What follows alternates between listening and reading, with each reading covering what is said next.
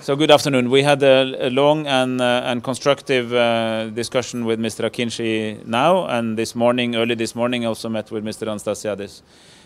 As I think you have seen from their various statements, they have both said that they are, in principle, committed to go the final mile, to seek to reconvene the conference on Cyprus in Geneva, and they've even both talked about doing this in the very near future. But there are outstanding issues which remain outstanding even now on the modalities around that and how to organize both the conference as such and surrounding activities, and also what has to be done before we go there. I see that there is scope to find an agreement on this, but there is still a way to go. So I don't want to jump to conclusions. My shuttle diplomacy will continue. Both sides have explicitly asked me to continue to shuttle between them and to try to iron out these outstanding issues. I'm sure you're interested in which they are, but I will not go into detail on that. But just saying that the work continues, there is. The starting point of both leaders is, and has been now for the last week, clearly that there is not much more that can be achieved in Cyprus without agreeing on an international conference to be reconvened. Because at some point we also have to address those issues that can only be addressed in the presence of the guarantors and with the European Union as an observer. While there are of course also outstanding issues on other chapters. But we have reached a point where they want to make that decision. But they are not yet ready to make it because there are some issues that are still outstanding. So that's basically my message. Well, we need to ask what those outstanding issues are, even if you're not going to tell us. What's the distance that needs to be covered? What needs to be done to sort this thing out? And can you give us a time frame when you see this happening? When they're going to announce some kind of a date? I can say that my ambition is to, I think it is both possible and it's also my ambition to try to get an agreement on this particular issue by the end of this week.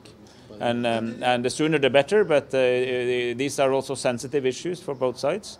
There are, despite of this shared principled will, there are real differences that we still have to work on from both sides. Do you have any proposal about instruments to draw a roadmap to Geneva? Well, yes, in the sense that we know what is done, and we know what still needs to be done, and we know how the different issues relate to each other. So in that sense, the ingredients are there. But there are issues about sequencing. There are issues about the modalities in which different issues can be discussed, and at what point they can be discussed, even in Geneva. These are relatively detailed questions, but in respect of the sides, I have to say that behind what seems like details lies, of course, certain political differences that we have to be respectful of. The process is leader-led. The international conference is UN-led. That's the Secretary General of the UN who convenes the international conference.